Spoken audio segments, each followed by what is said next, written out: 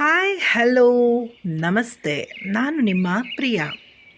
ಈ ದಿನ ನಿಮ್ಮ ಮುಂದೆ ನಾನು ಉಸಿರಾಟದ ಬಗ್ಗೆ ಕೆಲವೊಂದು ವಿಷಯಗಳನ್ನು ಹೇಳ್ಕೊಳ್ತಿದ್ದೀನಿ. ಉಸಿರಾಟ, ಎಲ್ಲರೂ ನಾವು ಉಸಿರಾಡ್ತಾನೆ ಇರ್ತೀವಿ ಪ್ರತಿದಿನ, ಪ್ರತಿ ಕ್ಷಣ. ಉಸಿರು ನಿಂತೋದ್ರೆ ನಮ್ಮ ಹೆಸರು ಮಾಯವಾಗುತ್ತೆ. ನಮ್ಮನ್ನು ಹೆಸರಿಟ್ಟು ಕರೆಯೋಲ್ಲ, ದೇಹ ಅಥವಾ ಬಾಡಿ ಅಂತ ಹೇಳ್ತಾರೆ. ಆ ಉಸಿರು ಎಷ್ಟು ಮುಖ್ಯವಾದದ್ದಲ್ವಾ. ಸರಿಯಾಗಿ ಉಸಿರಾಡದ ಕಾರಣ ಅನೇಕ ಕ್ರೂರ ಮೃಗಗಳು, ನಾಯಿ ಇರ್ಬೋದು, ಬೇರೆ ಪ್ರಾಣಿಗಳು ಆಯುಷ್ಕಾಲ ಬಹಳ ಕಡಿಮೆ ಇದೆ. ಅದೇ ದೀರ್ಘವಾಗಿ ಉಸಿರನ್ನು ನಿಧಾನವಾಗಿ ಮಾಡುವ ಒಂದು ಆಮೆ ಅಥವಾ ಟಾರ್ಟಾಯ್ಸ್ಗೆ ಆಯುಷ್ಕಾಲ ಎಷ್ಟು ಹೆಚ್ಚು ಅಂತ ನಮ್ಮೆಲ್ಲರಿಗೂ ಗೊತ್ತೇ ಇದೆ.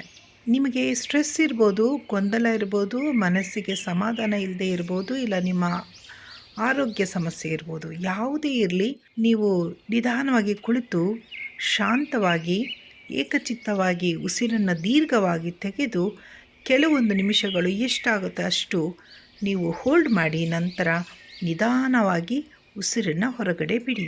ಈ ಪ್ರಕ್ರಿಯೆಯನ್ನು ಊಟಕ್ಕೆ ಮುಂಚೆ, ಬೆಳಗ್ಗೆ, ಮಧ್ಯಾಹ್ನ, ಸಾಯಂಕಾಲ, ರಾತ್ರಿ ಯಾವ ಸಮಯದಲ್ಲಾದರೂ ಮಾಡ್ಬೋದು. ಎಷ್ಟು ಬೇಕಾದರೂ ಮಾಡ್ಬೋದು. ಕನಿಷ್ಠ ಅಂದರೆ 10 ನಿಮಿಷವಾದರೂ ಮಾಡಿ. ಈ ರೀತಿ ಮಾಡೋದ್ರಿಂದ ನಿಮ್ಮ ದೇಹದ ಅಂಗಾಂಗಗಳಿಗೆ ಬೇಕಾಗುವಂಥ ಆಕ್ಸಿಜನ್ ಸಪ್ಲೈ ಆಗುತ್ತೆ. ನಿಮ್ಮ ಆರೋಗ್ಯ ತುಂಬ ಚೆನ್ನಾಗಿರುತ್ತೆ ಸ್ನೇಹಿತರೆ. ನಿಮಗೆ ಇವಾಗಿರೋ ನಾವು ಸಿಟಿಯಲ್ಲಿ ಅನೇಕ ಪೊಲ್ಯೂಷನ್ ಇರ್ಬೋದು, ಅನೇಕ ಒಂದು ಸಮಸ್ಯೆಗಳು, ಕಷ್ಟಗಳು, ನೋವು, ಮನೆಯಲ್ಲಿ ಸ್ಟ್ರೆಸ್ ಇರ್ಬೋದು, ಎಲ್ಲ ಒಂದು ಕಾರಣಗಳಿಂದ ನೆಮ್ಮದಿ ಎಲ್ಲರಿಗೂ ತುಂಬ ಕಡಿಮೆ ಇದೆ. ಇದರಿಂದ ನೀವು ಪ್ರತಿದಿನದ ಅಭ್ಯಾಸದಿಂದ ನೀವೊಂದು ಶಾಂತ ಚಿತ್ತರಾಗಿ ತುಂಬ ಆರೋಗ್ಯವಾಗಿರೋದಕ್ಕೆ ನಿಮಗೆ ಅನುಕೂಲ ಮಾಡುತ್ತೆ. ದಯವಿಟ್ಟು ನೀವು ಯೋಗನೇ ಮಾಡಬೇಕು ಅನ್ನೋದು ಇಲ್ಲ. ಇದನ್ನೇ ಪ್ರಾಣಾಯಾಮ ಅಂತೇಳಿ ಅನೇಕ ಒಂದು ಬ್ರೀತಿಂಗ್ ಎಕ್ಸಸೈಸ್ಗಳು ಅಂತೂ ಅನೇಕ ಸೆಂಟ್ರುಗಳಲ್ಲಿ ಹೇಳ್ಕೊಡ್ತಾರೆ. ನೀವು ನಿಧಾನವಾಗಿ ಉಸಿರು ತೆಗೆದು ನಿಧಾನವಾಗಿ ಉಸಿರನ್ನು ಬಿಡೋ ಒಂದು ಪ್ರಕ್ರಿಯೆಯನ್ನು ಎಷ್ಟು ಸಲ ಬೇಕಿದ್ದರೂ ಮಾಡಿ. ನಿಮ್ಮ ಮಕ್ಕಳಿಗೂ ಇದನ್ನು ಅಭ್ಯಾಸ ಮಾಡಿಸಿ.